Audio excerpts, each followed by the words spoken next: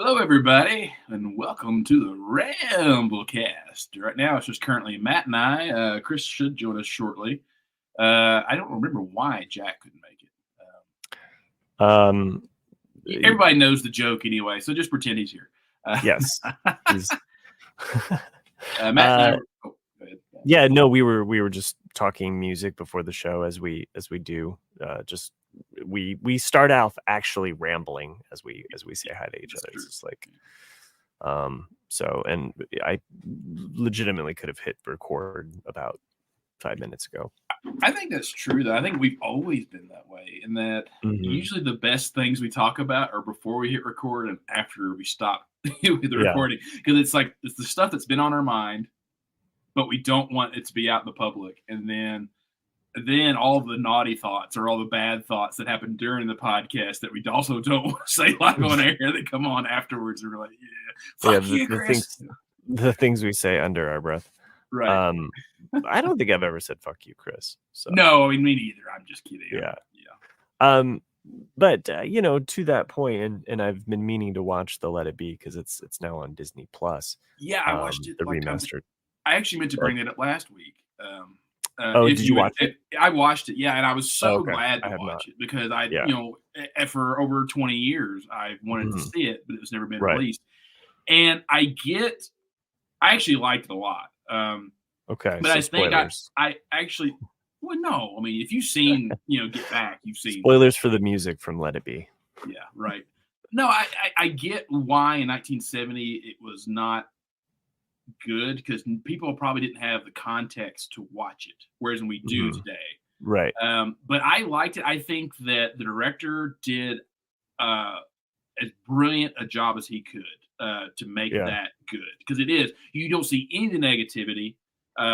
It's all positive. It's literally just clips, of them jamming in the studio. Right. You're getting little tidbits of each. And I mean, great.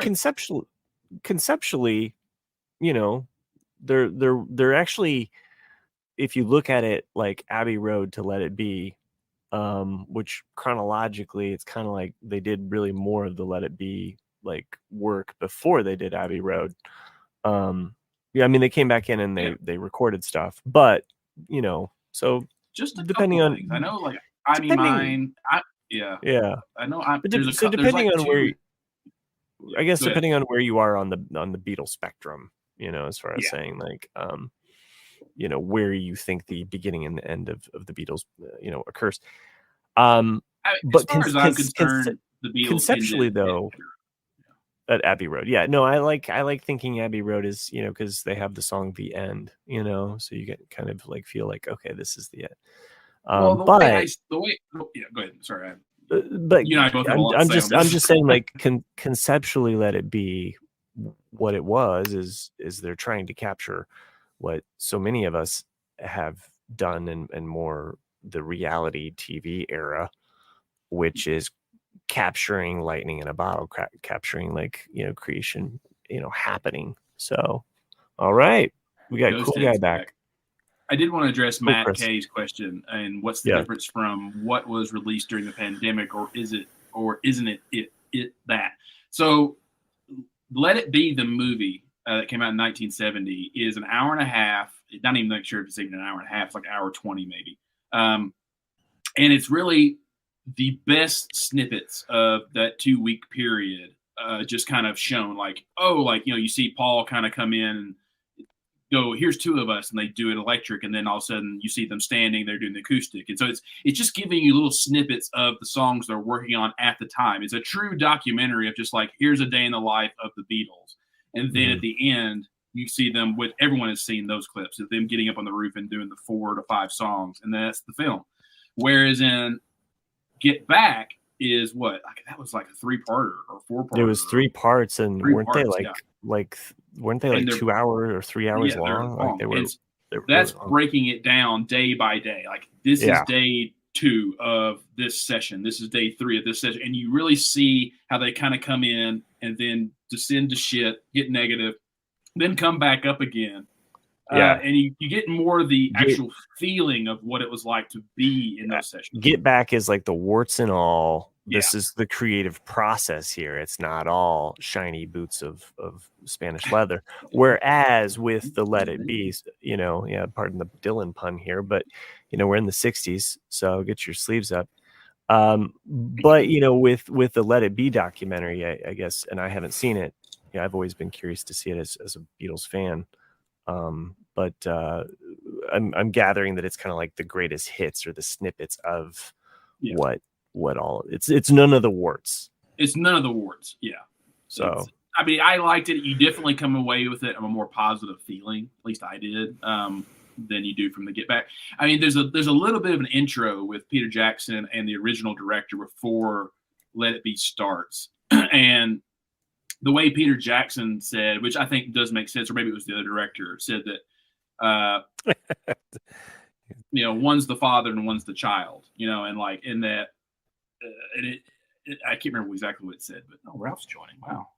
Yeah, I know. So, what did we do to honor this moment here? Ralph has joined us, but apparently he's too busy, so he may. Yeah, sorry, Ralph. 5 minutes. No, I enjoyed it. I definitely recommend it. I was glad I finally got to see it after all these years. I remember 20 years ago when they released Hard Day's Night on DVD for the first time. It was like, yes, finally I get to watch Hard Day's Night, and then of course Help isn't that watched good it in the 90s. Maybe I had it on VHS or something like that. This is the first time on DVD. DVD, yeah. So and then I never really cared for Help or Magical Mystery Tour that much. Oh, I like Help. Yeah, I mean they're okay. It's just I'm not saying I hate them. I just sure.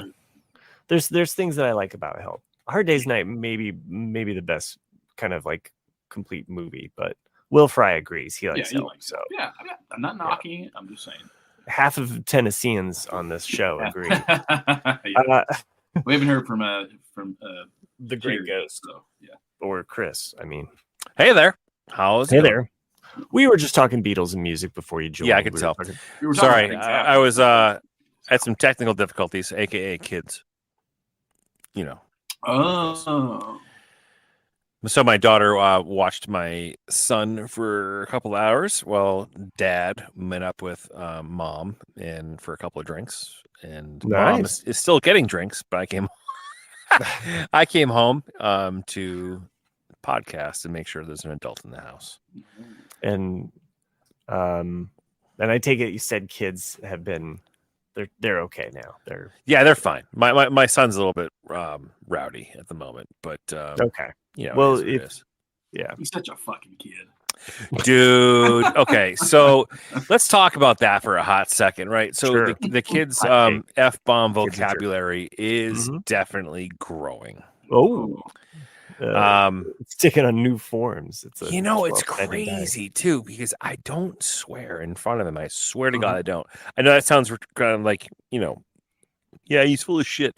No, I legitimately don't swear in front of him. So he heard, I think, his mother say it once. My beautiful bride. Happy Mother's Day. Happy Mother's Day, Amanda. If you're listening, you're not. I know, but.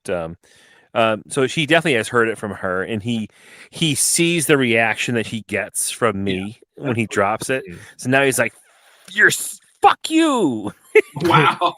I was like, and meanwhile, I'm like, I got the Vision Pro, so you can't see my face, but like I'm like holding my head on my face. I'm like, oh my God, no, don't say that, don't say it. But there's also a part of me that's being like, that's fucking funny. You're like, say it once again for TikTok, baby. Yeah, right. No, but he's awesome. He's just going through a little bit of a phase. Yeah. So tomorrow morning we're gonna get up bright and early. He actually does have gonna run a marathon. No. So he actually has kindergarten orientation tomorrow morning. Ooh, like bright and early, and then after orientation, Amanda and I are heading up to New Hampshire for a wedding weekend. So we're going up there for a bit. I'm guessing more drinks. Oh yeah, absolutely, no doubt about it. It's funny. Like a week ago, I think I was texting you guys before the last show. I went to a bar here in my town. Who a good friend of ours is a bartender, and we just happened to find ourselves there again tonight.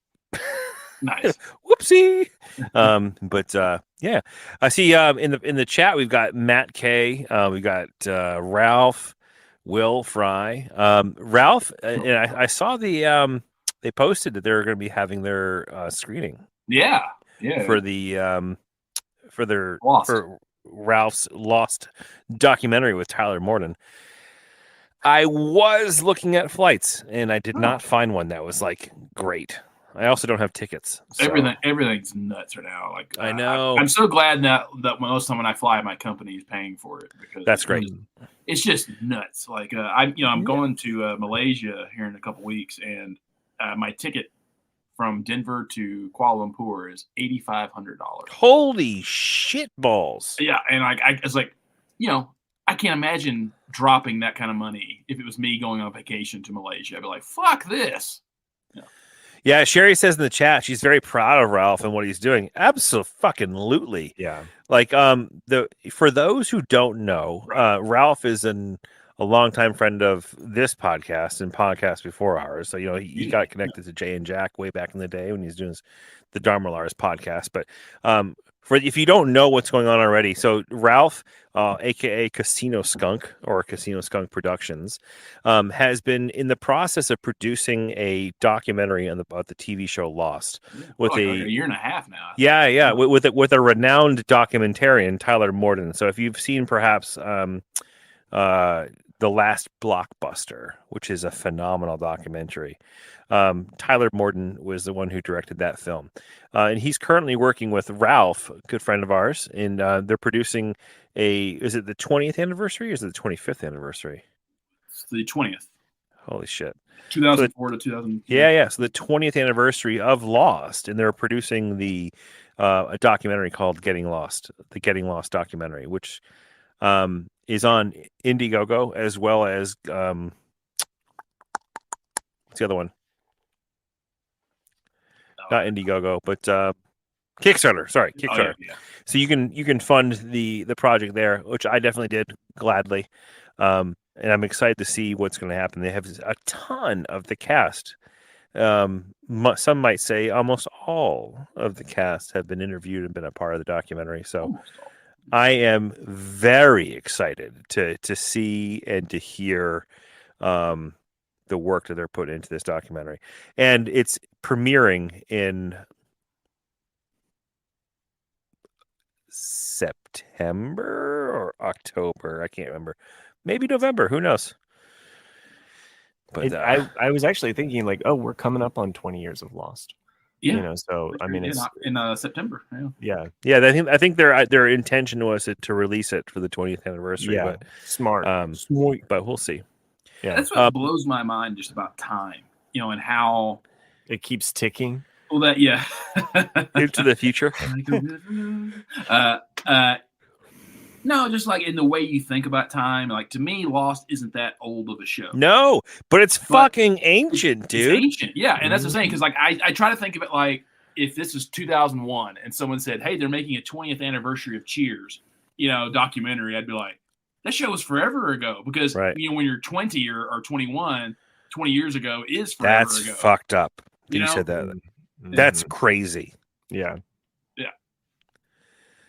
Holy shit. So 20 years ago when Lost premiered.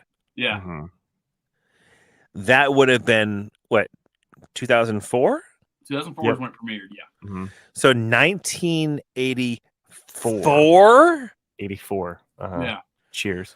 Holy shit. Well, Cheers was before 84. It was like 83. Was it 83? No, but just to think that like 20 years ago for that time frame would have been. Exactly. And that's the way I think about time, because I remember when I was pledging my fraternity when we would get hazed, 82. They would Cheers always 82. Okay. They would always play Welcome to the Jungle, as we started to come into the frat house. And like at that time, that song was 12 years old, and I was like, damn, this song's old as fuck. But then one better. I was watching Ready Player One. Oh, great movie. And at the beginning of Ready Player One, when they give the year, right?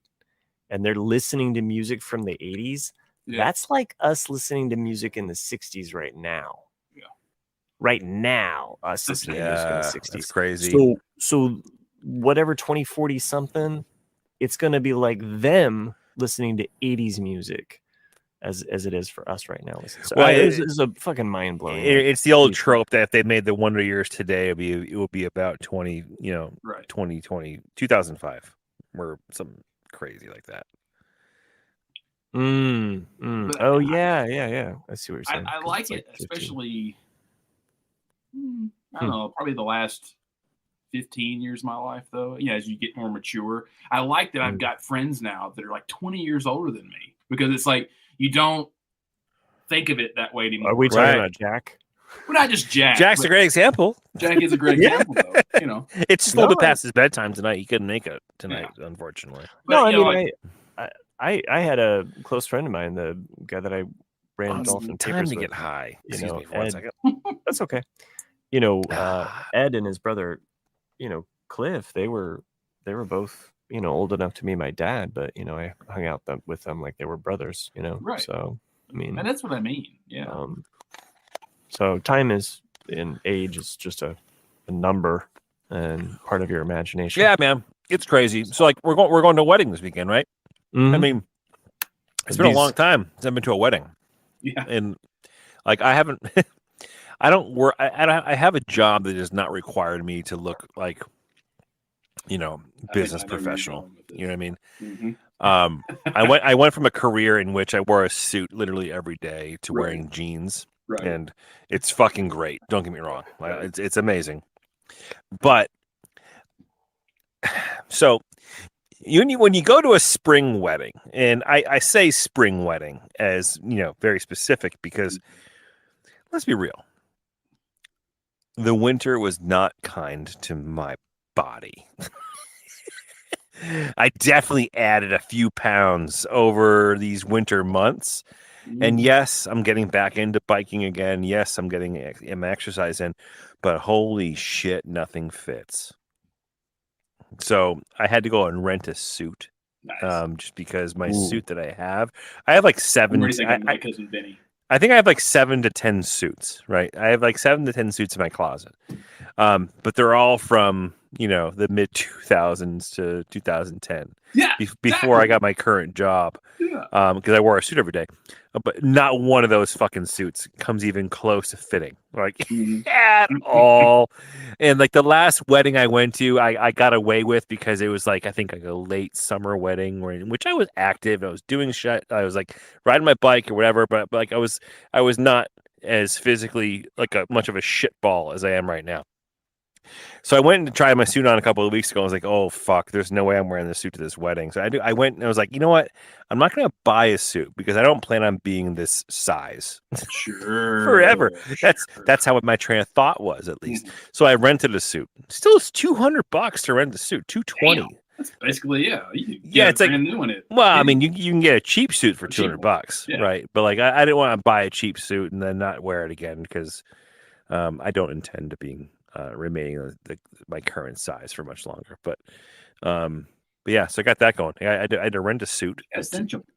And then I'm playing some golf tomorrow, or no, Saturday, and I had to buy a golf driver because I broke my driver last fall. So it's been a little bit of an expensive week between buying golf clubs and renting suits and Airbnbs and all that shit. But it should be fun. Yeah, like I knew exactly where we were going with that story because I had exactly the same boat. Not with weddings. Oh my god! But I had not bought a suit since roughly 2011. And yeah, same, dude. That's when I'm 30. And I weighed probably 175 at that time. Dude, I couldn't tell you the last time I weighed 175. Right. But I was easily with 31 to 32 waist at that time. And now I'm 34, you fucking 35. Prissy bitch. I know. I got the narrow hips, But, I could easily. And so what I've tended to do, especially with the spring weddings, is, I'm still the same, more or less up top. So I can wear the jackets. But, just throw on get you a pair of khakis. It's spring. It's okay. As long as you have a light colored jacket, then you're okay. Yeah. I got the silver suit or the gray suit for this wedding. Now, should be fun, the buttons, though? That's the thing. What's that? So the thing about a gray suit is that for a spring wedding, they're supposed to be white buttons. But for the fall, if you're wearing a gray, they're black buttons. Just saying, if you're going to be real fancy. I don't care that much. Anyway, Nick's going to need Nah. I plan on coming back with like 5 wives. So well, yeah. He needs his birthday suit. Hey-o. I just don't want you to, end up becoming sex trafficked while you're over there. Okay, so watch out for yourself. I fully expect, like, every time I've been to that part of the world, I get so many looks from people because I'm so looking at Nick, and they're like, "Yeah, let's get this guy." I'm so white that they're just like, it's like I can't imagine. It's like seeing an albino tiger. It's just like, what the fuck is that? That's what I would think if I was there, right? Because I'm gonna be right next to the equator. So it's just like, fuck, like that's the white. I remember I told you, like, my friend from Kenya that I went to grad school with, honestly, one of the best people I've ever met in my life. And thanks.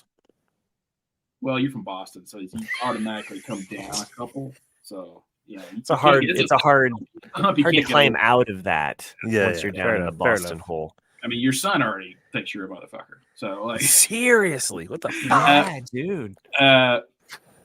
But I remember, like, so I knew this guy for a year. After I had known him for basically a year, he had people come in that flew in to see him graduate. And it was the first time he really was himself, like full on. This is himself. And I'm standing there, and his family walks up and goes, "This is my friend Nick. This is the whitest man who ever lived." And I'm like, fuck you. Like, great guy. He's from Tennessee. Speaking of Tennessee, so my Patriots are going to be playing down there in November. And I'm currently in discussions with some friends and trying to make a trip to happen. Will this be will the new stadium be built in time for that one, or are you still playing at formerly Adelphia? I never know. Is it Nissan Stadium now? I have no idea. Yeah. No clue. Will would know. But we're trying to get some tickets. I mean, getting tickets is, whatever. You can figure that part out. But it's just trying to coordinate with friends as to whether or not we're going to make the trip on down to or over to Nashville again. That's right. You've been there, yeah. I've been there twice. The first time was with Chris Kolk when we did the the media junkyard coverage of the Country Music Awards, which is a fucking gem of a story, or four. 2 more seasons. And then 2 more seasons. And then I went a few years ago when the Titans played the Patriots, and I passed out cold by halftime because the last stop on Broadway before we got to the stadium was a fucking moonshine bar.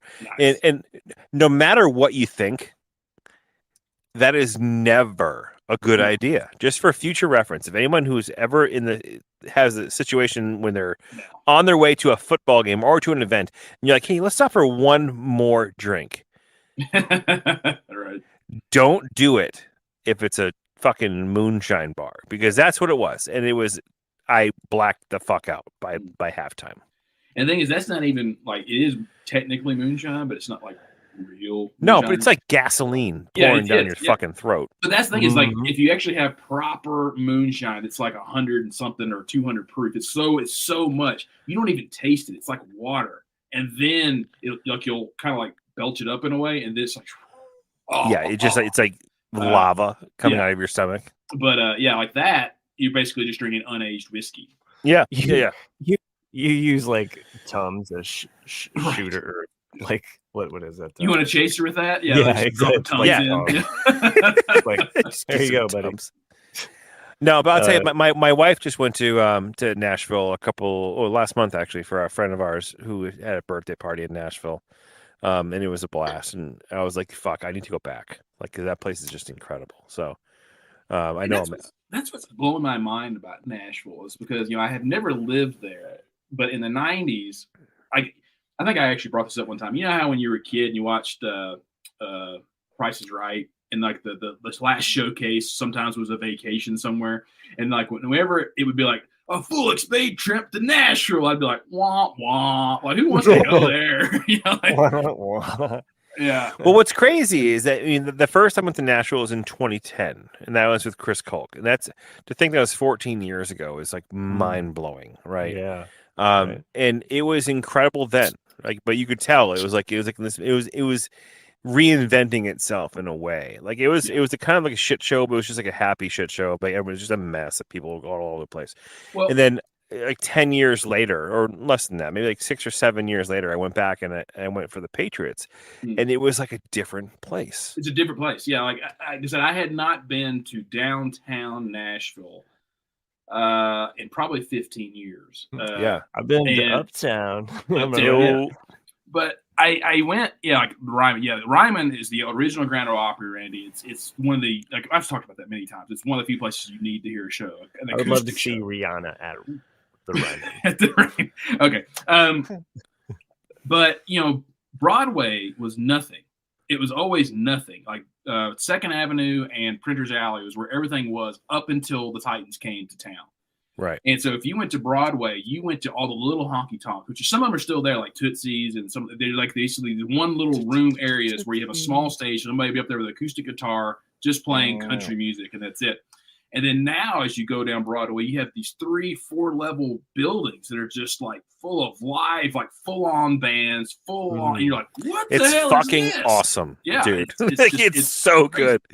Like you guys know me. Like I have like an addiction to like live music and performance, right? So like seeing or just being there for a couple of days and going up and down the strip and like poking your head into any random bar. And you might find like the who's who of like the next generation of music. And it's just an incredible experience. And granted, it is completely cliche at this point, because I do believe that Nashville has overtaken Vegas as like the Bachelorette. Yeah, it's been that way for like 5 years now. Yeah, like the Bachelorette, like central for all of the United States. But dude, it's so much fun.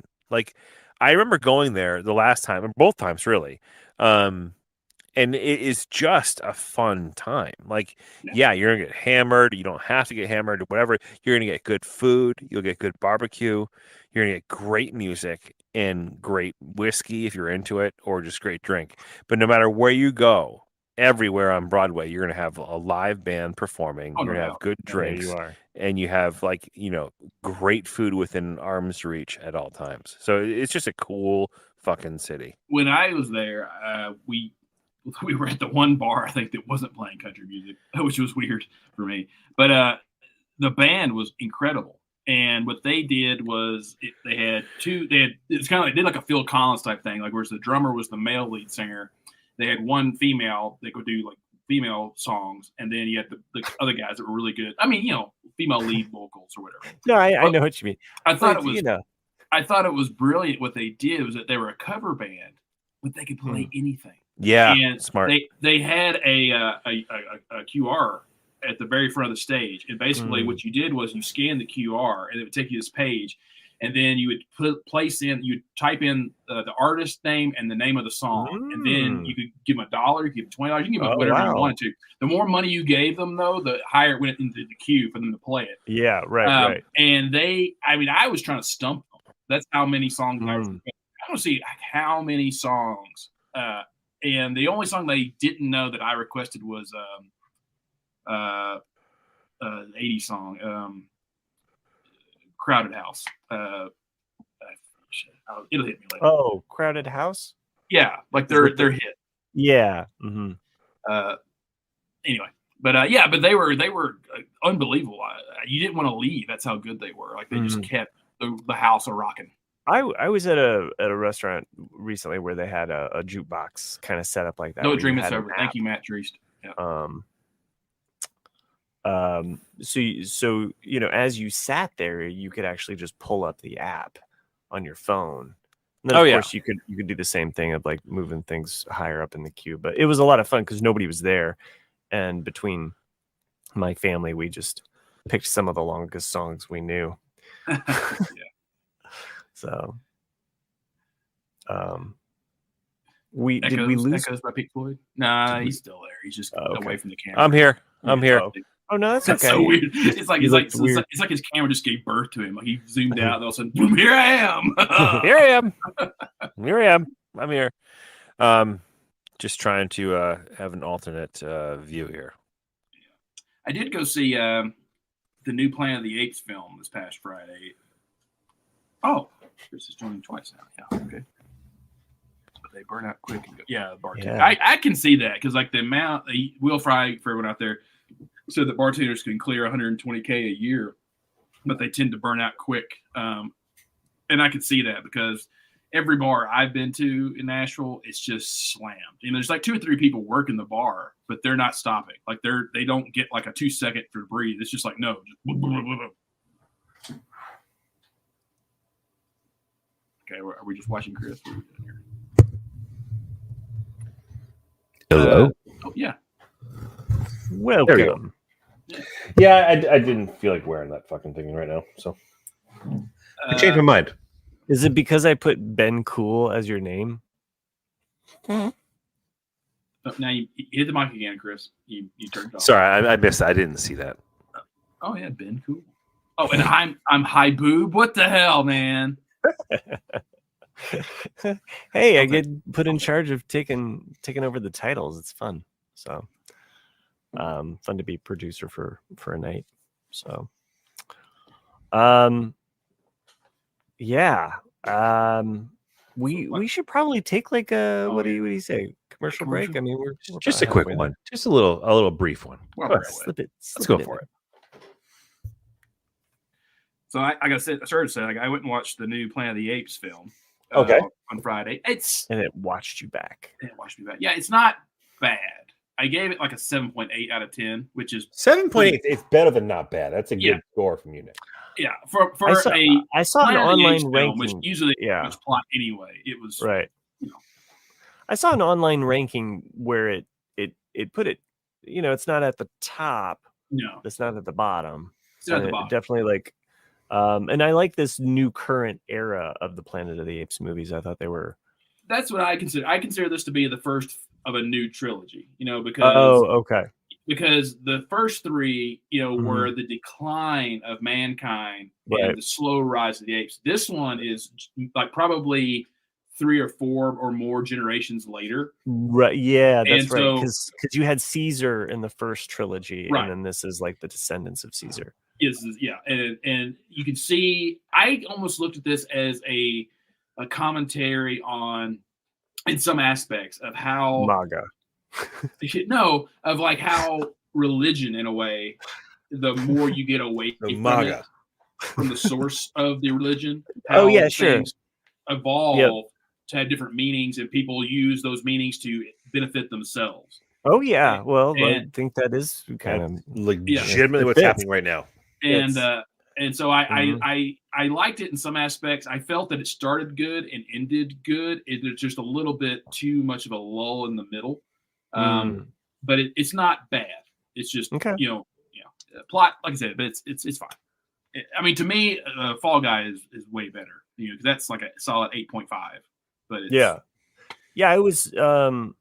I mean, every now and then I'll see stuff like, oh, this, did poorly at the box office, or this did this, or, it's like, who's to say, It's like, there's been movies that come out and then it's like, a couple years later, people are like, wait, that was really actually pretty good, and so, Matt Treese said it felt like two movies mashed together.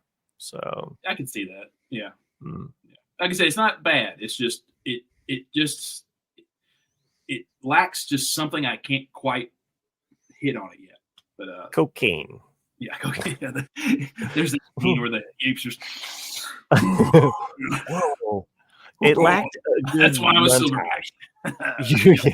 The silverback.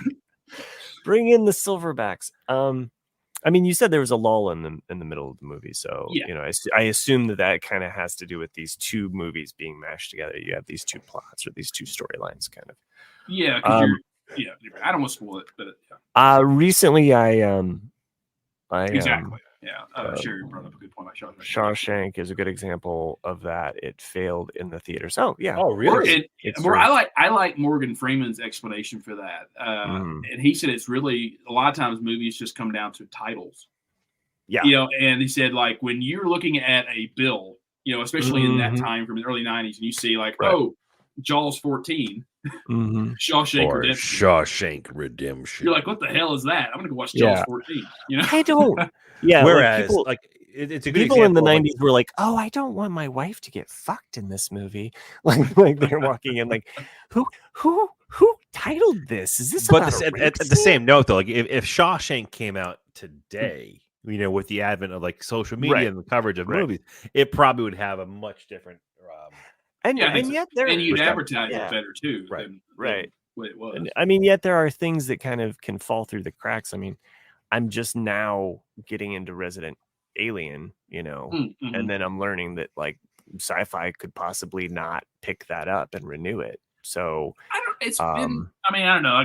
I thought I watched it at the end of season 1, and I thought that every season. And it's managed. I think they shoot it for very low money too, which is one they do. But the writing on it is really smart. I gotta say that like there are lines and like now. Granted, there are some plot lines that I'm always kind of like, well, why'd you go this way with these characters, or why are these characters doing this? However, I think overall I've enjoyed. It's a show that basically there's no going back, essentially, right? Like certain sitcoms or comedies that you go into, it's kind of like, oh, there's always kind of a reset, rinse, and repeat kind of aspect.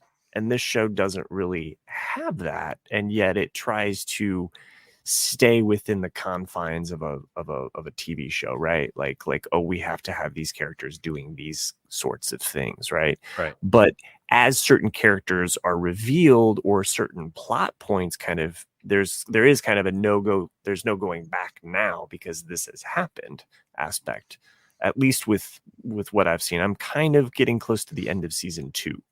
Essentially is where I'm at. And yes, I was a little high the other night, and I texted you guys this random picture of Terry Quinn. That's right. He plays this alien hunter kind of dude who gets mobbed by a woman saying like, "Oh, I just love your podcast," and I in my mind am thinking, "Oh, I totally got Jack."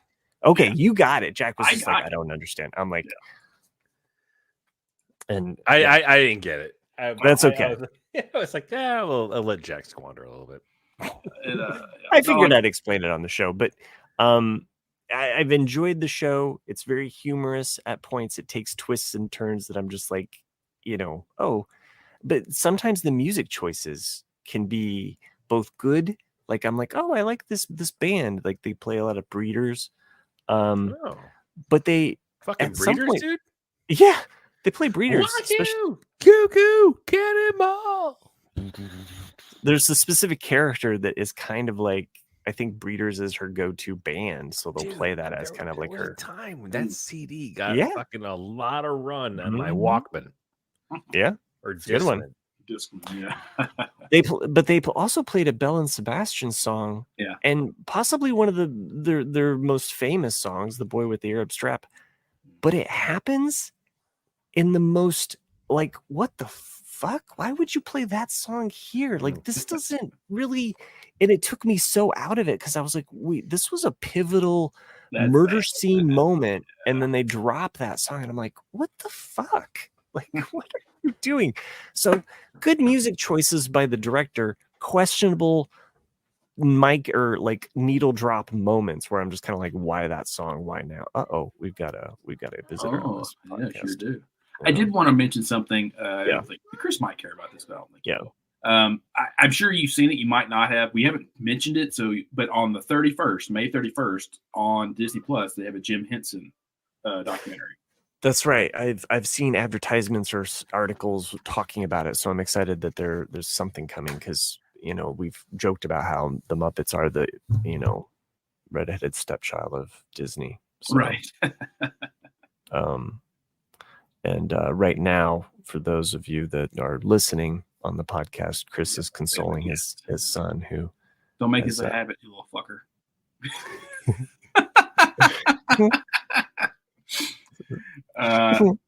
Yeah. Let the record show that Chris was pointing to Nick and positive acknowledgement of yes. Yes. Since we're just talking about TV, we didn't ever talk about it. I know I was looking forward to it. I'm not sure what your guys thought. We haven't talked about it since Jack here. We can talk about it. I was massively disappointed in Tales of the Empire. I think it had a couple of good episodes, but I ultimately did not like it. I'll be interested if Chris, did you see it? Thumbs up? No, did not see it. Okay, that's a negatory on that one. Or whereas in Tales of the Jedi, I absolutely loved. A couple years ago, Tales of the Jedi felt a lot more cohesive as a storyline. There were some. Here's what I like about Tales of the Empire.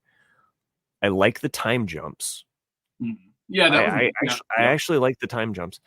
I like the characters we get to see in the time jumps. It's like, here's the time in which we get to do all the cameos, right? Yeah. Like, ooh, we've got this character, but the actual, I think, character that we're following through these only 3 beats, right? Each, right? We get one character with basically 3 episodes, right? And we get these little beats along the way. Where it fails is the actual character story arc. They're in the 3rd episode of Tales of the Empire, and for those that haven't seen them, these are as 15 minutes with credits, basically, animated. Cartoon. So they're like 3 episodes is equal to 1 actual and also like episode.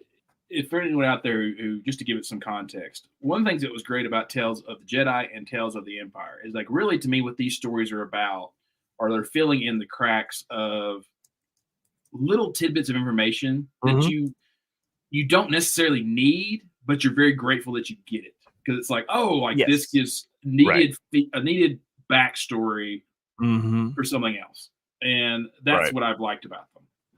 But if we're talking about this being a body form and the fact that we're getting, like, meat and structure and tendons, the bone structure itself is very weak, and it doesn't feel like it could stand on its own.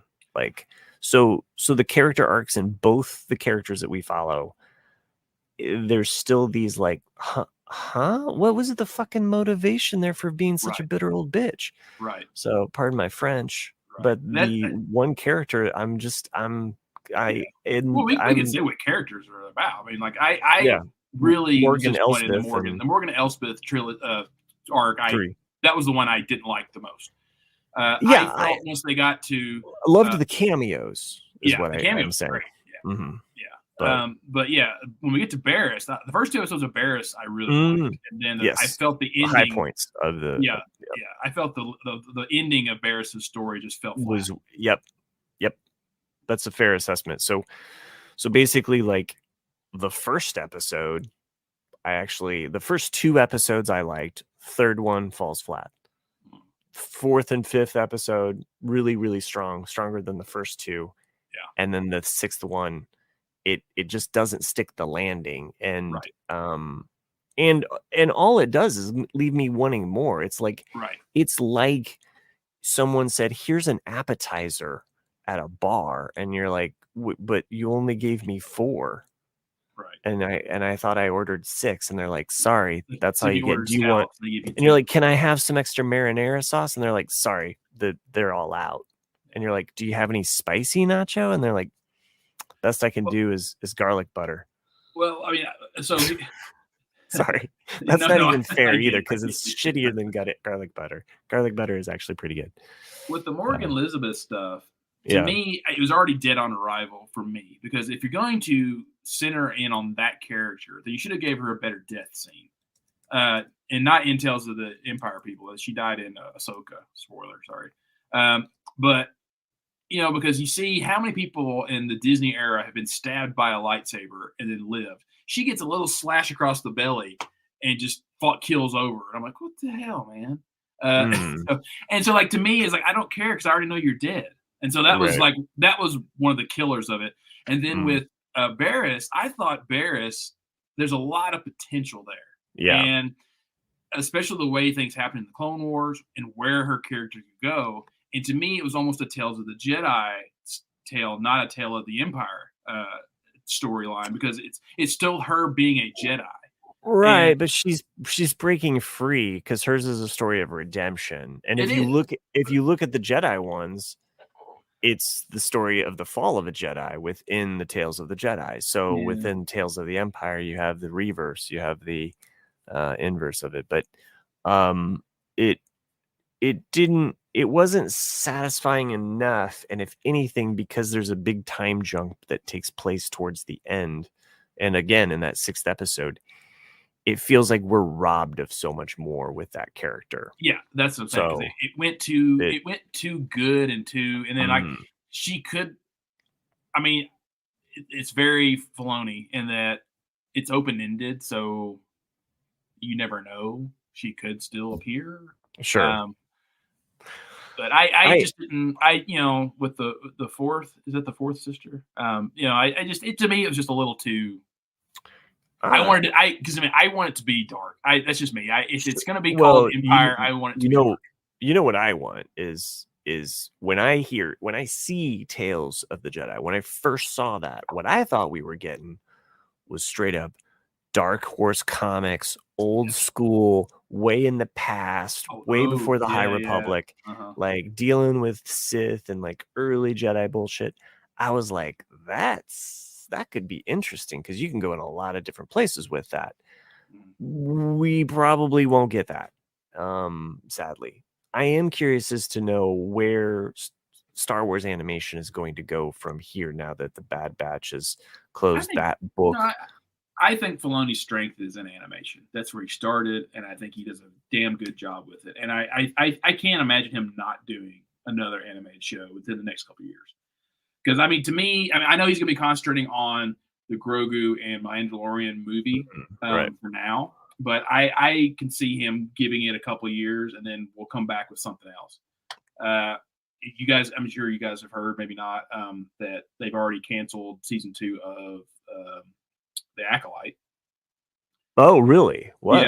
Yeah. Bob Iger, basically, from the negative reactions to the trailers and from, I think they dismissed the writer/director of the show as well. And Kathleen Kennedy, from what I've heard, is still an uproar about it. So it could be one of those things where they might bring it back. But that the amount of money she spent on it compared to what she spent on Obi-Wan and other things was way more. And so I think that Bob Iger was just like, you know what, from what we're seeing, it's already going to fail from what you're doing. So we're just going to nip it in the bud. Well, it's going to be, I think the hard sell with middle America is the fact that, it is a lot more Asian. And I think that there's as far as the main characters, like, so you just have some people that are just like, well, there's nobody like me in this. So they just check out, and they think, oh, this is just another woke Disney Star Wars show. I'm out, and so it doesn't have the Mandalorian appeal. I hope that it can get over that hurdle, that white boy knee-jerk reaction to it, and that it can live on its own. I'm excited about like some of the action sequences that they keep trying to tease us and say that they try to go bigger than this and bigger than that, or better than the Phantom Menace. By the way, in the background for everybody listening to this, Chris is he is doing the CrossFit dad. Oh, someone just unmuted it. Yeah, on purpose. He is. So Chris, he unmuted the mic if you didn't know. Getting the. Go ahead, say hi. Right here, welcome to the Ramblecast. Right here. Say hi. Say hi, I'm Jackson. He's not even looking at us. He's just looking at us. I don't care, Dad. Yeah.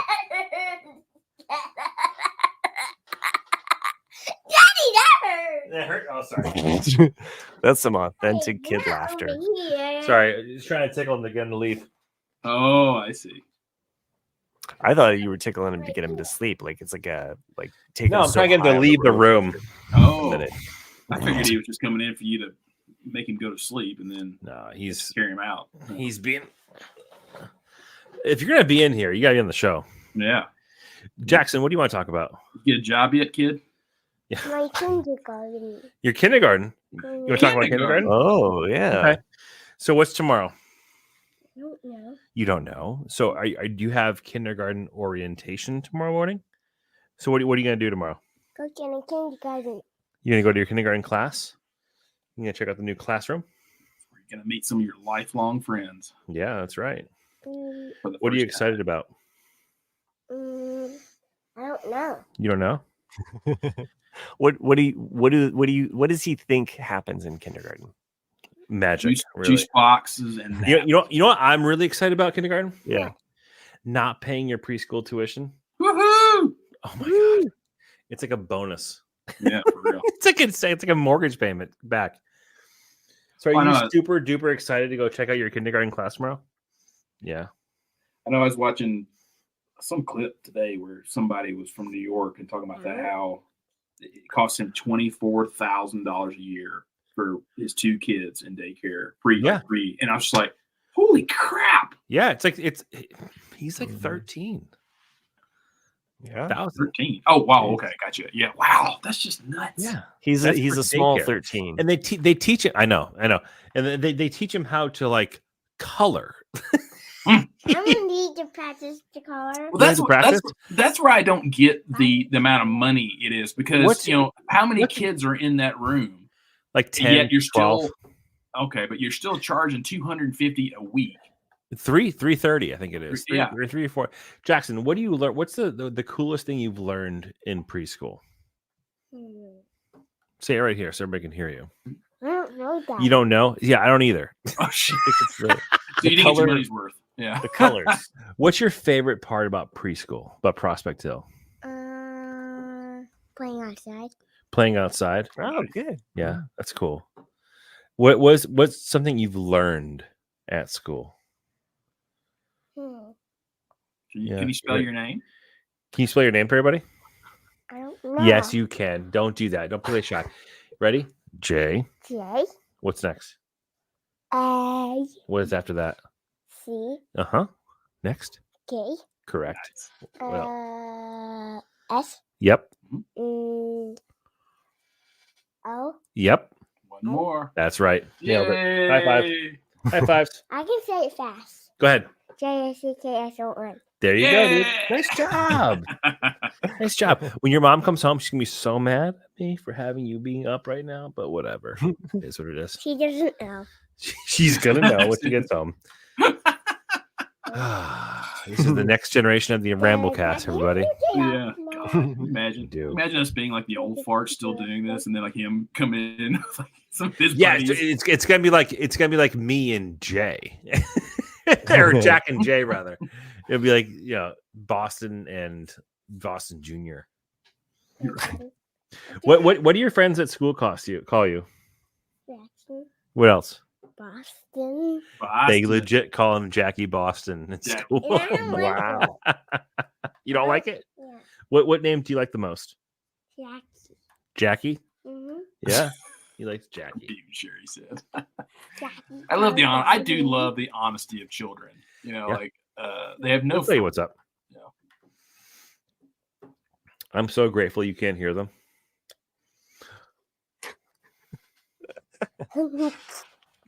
Made a funny.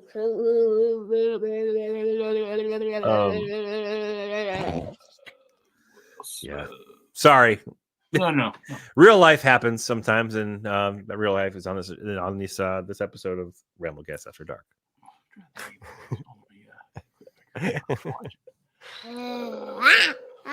No, that's fine. Oh, Sherry in the comments section says, when my daughter came back from kindergarten, I asked her if she had a great day. She said, "Remember when you said it will be fun?" I don't think that's a word I would use. Do you think kindergarten's going to be fun? Uh-huh. What are you looking forward to the most about kindergarten? I don't know. You don't know? The numbers. And the letters. And a lunch that Dad doesn't have to pack every day? I eat jelly sandwiches. You jelly sandwich. Yeah. Jelly sandwiches because he can't bring in peanut butter to his class, right? Because allergies. You can put peanut butter, but it's not like peanut butter. But yeah, because people have allergies to peanut butter. Is it just me, or did that come out of nowhere? Like, I don't remember anyone ever when we grew up having a peanut butter allergy. And then all of a sudden, 10 years ago, all of a sudden it became a thing. And you're like, hold on. Because, well, I think also the ability to identify. That's true. My wife was identified. She's allergic to oregano. She did like a whole like screening for toxins. It's like something that like is in really bad pizza. Like there's good pizza that doesn't use oregano, and then there's like the cheap pizza that people just like sprinkle oregano in, and she reacts to it every single time. So it's a weird allergy, but I think I'm sure you guys have seen it where like they go down people's skin like their back and they put like you're in trouble. Yes, that's you're exactly. In so much trouble. Yeah, I've always wanted to try that. You are in so much trouble. It's not even funny. There was something else she was. That door's just gonna go like wide open. Yeah, what the? We just got the notification that the Ring doorbell went off, so Mom's home. Oh. You are in trouble. Oh man. I know that we wanted to keep this fairly tight tonight. I did want to say, like, I'm looking forward to when I get back from Malaysia. June is going to be off the hook TV wise. So you got The Acolyte, June 4th. Oh yes. You got Sweet Tooth season 3. I don't know if you guys ever watched Sweet Tooth, but it's very good on Netflix. I read the comic book. Yeah. You have The Boys season 4, June 13th. Okay. A new show on Apple called Presumed Innocent, which I have written down. I'm not sure what it's about.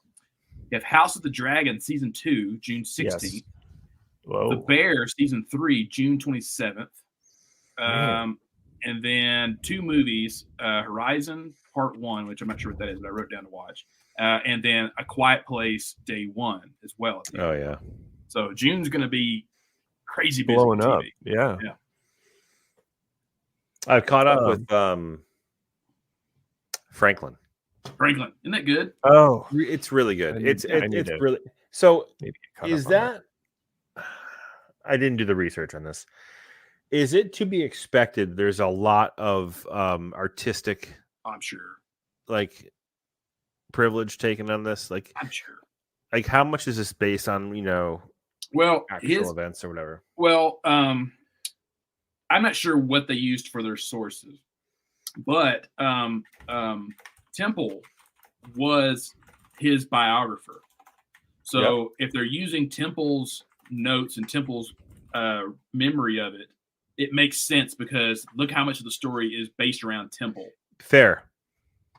So, because there's different accounts because like in different movies and shows that you've seen during this period, or at least a little like an episode dedicated to that.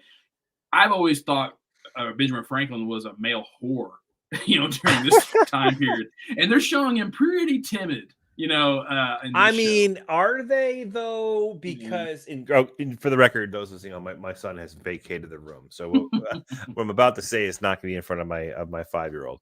It'd be funny if you peeked behind that door. Homeboy is whoring himself around, regardless of his physical ailments, and he's got a couple of suitors that are like chomping at the bit for him.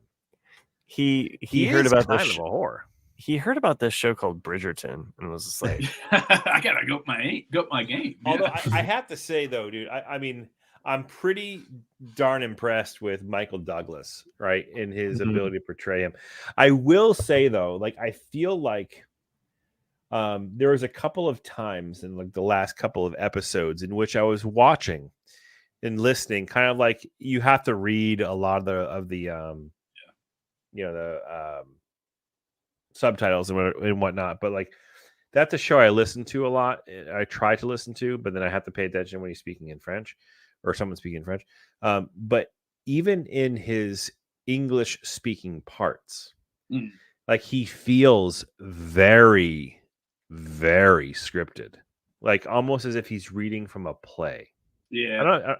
And granted, that's also kind of like the era or like the like the how things are back then, but it really feels significantly like it's like doth thou want to come over here and sit on my lap type shit. You know what I mean? Like it just feels so very much catered. Even still, show's great. The actors are phenomenal. And Michael Douglas, he's one of those actors that solid actor, has a lot of credibility, but also hasn't really had a movie or anything to kind of showcase his Kaminsky method. I love Kaminsky. Well, yeah, the Kaminsky method. That's true. That is true. But American President before that, right? I mean, it wasn't really sure. I mean, he doesn't. I was just thinking, like, I mean, other than like being in the Ant-Man movies, it's not like he's doing anything. Yeah. One of my favorite movies that never got its due is Wonder Boys. Do you guys ever see that? Wonder Boys? You should go watch it. It's early 2000s. It's Michael Douglas, Katie Holmes, Iron Man, Robert Downey Jr. It's got a solid cast. Toby really Maguire, really good soundtrack. Yeah, Bob Dylan got Oscar. That song, and it's got other good tracks on it too. The Bob Dylan song's like, "You wonder boys, what are you wondering about?" No, I'm just joking. I'm fucking with you. But no, the Torn. Okay, the soundtrack is solid. It's a solid movie. It just doesn't appeal to everybody because it's about writing in a way. But I love it. I love it. I felt like it came out in the shadow of How Do You Like Them Apples? Like, oh yeah, I can see that. It was kind of Good Will Hunting. Yes, thank you. It's not quite Good Will Hunting. It's not quite Good Will Hunting, but I felt like the way that it was marketed, the way that it was kind of like the way. I also think it was one of those movies that was released at the wrong time because when you're thinking 2001, roughly, I think that's when that film was released. Right. How many weird focused feature type films were being released from 2000? Like I'm talking like Magnolia and all these weird kind of trippy movies, Vanilla Sky, all these things like that. That was more of a down to earth film compared to like all the stuff that was out at the time. Oh, sure. And well, that period of time for film, in the alt, 98 through like 04, I love that period. It's so, Fight Club and all those weird movies. Yeah. It really feels kind of like the early 70s, I mean, in the scope or in the range, like how the early 70s had like a lot more grit or make you think kind of movies, or like movies that were a little bit more off kilter, but still had some really great writing and acting. But yeah, the alt kind of era of film and that in the 90s was just it was unique. Michael Douglas is gonna be 80 years old this September. Yeah. It's crazy because I'm looking at a picture from his Wikipedia page, and he looks way the fuck older. He looks like his father now. He really does. You know what I mean? Like but even in Franklin, he doesn't look that old. No, Drew. Like makeup for that show is actually pretty incredible. I was looking at the cast of that of Franklin, and I was kind of like looking up all the actors and actresses because it's like they're all French actors and actresses. I don't know any of them. And one of the people that kind of like really blew me away was the actress that plays. Give me a second here while I pull up the cast here. Was it Madame Brillion? I think is that the woman he's like banging on the side. Well, he's got two of these banging. Or trying to bang. Not the notably older one. Okay, the one that plays the piano. Yeah. Dude, she is a very attractive woman. I figured, yeah. But in the show, makeup on her. In the show, she's not, dude. Like she's actually kind of like that weird, like powder face, Renaissance era time, period. But it's interesting to see, like in like I don't know that show has to win awards for makeup and costume design because they all look fucking amazing in that show. I think that The Sympathizer on HBO will probably give it a run for its money too, because like Robert Downey Jr. is playing like 5 different characters in that show. Wow! And he's it's so. That's what I'm saying, like to play different roles, different makeup, and different hairstyles, and all that. Yeah, and he's also playing across from Tyler Perry, who's playing the rest of the characters. No, if you guys haven't given The Sympathizer a shot, it's pretty good. I'm looking at the cast right now. Yeah, you're not gonna know many people in the cast. Sandra Oh. It's Sandra Oh is the only person you'll probably know, aside from Robert Downey Jr. Because basically what it is it's about this Vietnamese young man who he's a spy for the North Vietnamese, but he kind of gets trapped in this situation to where he has to, because he was assigned to this general for the South Vietnamese, and he kind of gets trapped in a situation where he has to migrate to the U.S. to keep tabs on him and like still be a spy, even though he doesn't want to be a spy anymore. And so Robert Downey Jr. plays like in the first episode, he's like the CIA handler, in South Vietnam, and then all of a sudden he's a director in Hollywood. He's playing all these different characters, and you're like, wow, like look at Robert Downey Jr. go. It's pretty good. I mean, it's compared to some of the other shows we've talked about in recent, it's not quite up there, but it's still like worth watching. He's an interesting actor to try to get into right now, right? I mean, because his acting career was so much like a 3-act play. You know, it's you go back to the 80s and 90s when he was the playboy, drug addict, going in and out of court, typical, Hollywood teen gone wrong. And he finally got his shit together. Mm-hmm. And by the time he really got his shit together, in his own personal life, and I'm making this up as I go. I'm assuming this is based upon what I see. But like by the time he got his shit together in his personal life and his professional life, he got involved in like this franchise of Marvel that just took 15 years out of his acting career. You know what I mean? I think 95 through 05 is basically like his dead period, where like he's just not there. Right. And then to me, his acting comes back full force in Kiss Kiss Bang Bang. Which is great movie. That's a good call. It was a flop. Forget about that movie, dude. It's a great movie. It's a great movie. It was 05. It's Val Kilmer's last good film. Such a good movie. And then you have Robert Downey Jr. It's a great movie. And it's one of those movies that didn't get enough acknowledgement. Oh, Matt in the chat, you bring up Chaplin. Chaplin was like that's like 92. Yeah. That's like that's everything after that is just downhill to me. No, but what happened after that for him? Right. That's the drugs. Yeah, like he just Mm-hmm. Well, and I think also too, like creatively, like it was almost like kind of too much. It kind of broke him. Yeah. Yeah, it's like early 90s. Because like that's like early Mila Jovovich is one of her very first films. Wow. She's just a child. Yeah, she basically was a child. Yeah, because like that's what's crazy when you think about like her doing the Return to the Blue Lagoon and Cuffs and that. Like, she is like 16 years old. Well, Fifth Element, at least she was legal at that point. Lelu Corbin Dallas. Let's go. Yeah. Multipass.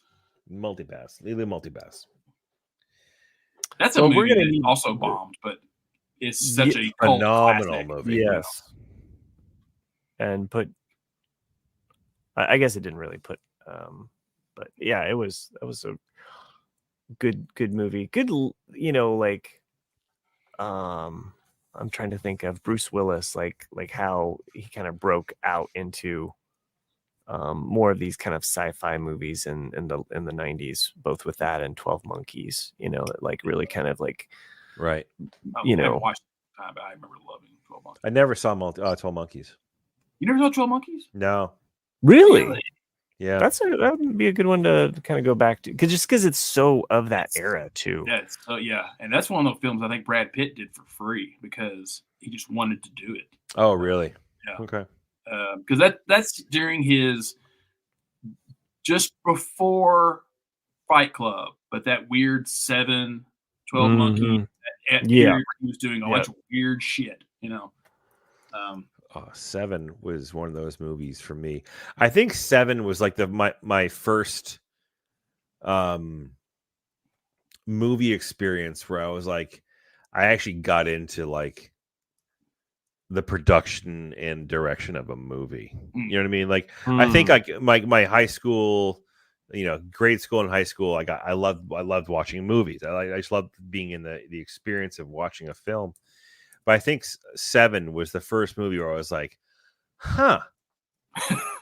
Some motherfuckers put some thought into this shit. Some weird shit going you know what I mean? Like it being like, what's in the box?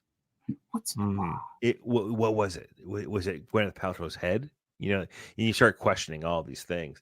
And that was like the first movie for me that I think really kind of like started challenging me to think about storylines. You know what I mean? And I to this day, the sloth character still freaks me the fuck out when he starts gasping for air on the bed. That one and the guy with the knife on his dick. That one. That one too. Those are the two that really kind of got me going. Fuck, do I need to watch this? Right. Yeah. But 12 Monkeys though, definitely in that similar vein, I guess. I don't remember it having like something as horrifying. I've only heard amazing things. It's just one of those movies that for me has like slipped. But plot wise, it definitely has a mind fuck moment, which is cool. So it was that. Memento was another one for me. Yes, another turning point movie. That was like there's a lot of like movie references in The Fall Guy, the movie, and that was one of the ones I thought was really funny. Is that the actor the guy that he's supposed to be the stunt double for? Okay, he's supposed to be this idiot kind of actor, and so he puts Post-it notes all over so he can remember shit, and like his handler. Like, because it's been a few years since this character has seen him. He's like, is he still putting Post-it notes everywhere? She's like, memento level. Like, memento level. Yeah. Nice. And then when he actually goes into his apartment, like you see them fucking everywhere. Just like, what the hell? But, so Matthew Treese in the chat says his local theater's gonna be running a 1999 wow movie theater retrospective in June. So I just pulled up the movies from 1999. Boondock Saints, baby. There are some fucking great ass movies. So Boondock Saints, thank you, Nick, for bringing that one up. Bone Collector, that was a phenomenal flick. Let's see. I'm looking through a bunch of them here. Being John Malkovich, Big Daddy, Man on the Moon, dude. Varsity Blues, unbelievable. I never saw October Sky. Oh, that's great. But October Sky is one. Mystery Alaska, The Mummy, Brandon Fraser, Blue Streak. That's a funny movie. Yeah. I remember seeing The Matrix, Mummy dude. The Matrix. The Matrix, yes. Matrix, yeah. Mel Gibson's Payback. Entrapment. Mystery Men. That's wow. Dude, yeah. I can't believe that was that long ago. I was thinking like early 2000s. Let's go. You're All Diseased by George Carlin came out. That was a comedy special documentary, if you will. Wow, I can't believe Mystery Men was 99. It feels earlier Magnolia. than 99. Yeah. It feels like American Beauty. American Beauty, yeah. I think wouldn't that go on to win the Oscar? I think it did. The Virgin Suicides. Yes, great soundtrack too. Man in the Moon. Girl Interrupted. What did she interrupt? I'm still waiting to she find interrupted the fact that was with Angelina Jolie got full frontal. I'm just saying, I remember these things. What else? Bigger, longer, and uncut. Treast in the chat. South Park, bigger, longer, and uncut. Dude, that movie is a fucking epic flick. Like I remember that when that came out, that still holds up as one of the funniest movies I've ever seen in a theater. God, Talented Mr. Ripley, Fight Club. Holy shit, dude. 1999 was off the chains. And you haven't even mentioned the maybe one of the funniest Star Wars movies. Funniest character. Phantom Menace. Phantom fucking Menace. The Iron Giant? Iron Giant was 99? Yeah. I thought it was 2000. Galaxy Quest. Yeah, Galaxy American Pie. Galaxy Bowfinger, Deuce Bigelow. What? Austin Powers, Big Daddy, Talented Mr. Ripley, Fight Club, Eyes Wide Shut. What the fuck? Did we realize what we had? So many good films. 10 Things I Hate About You. She's All That.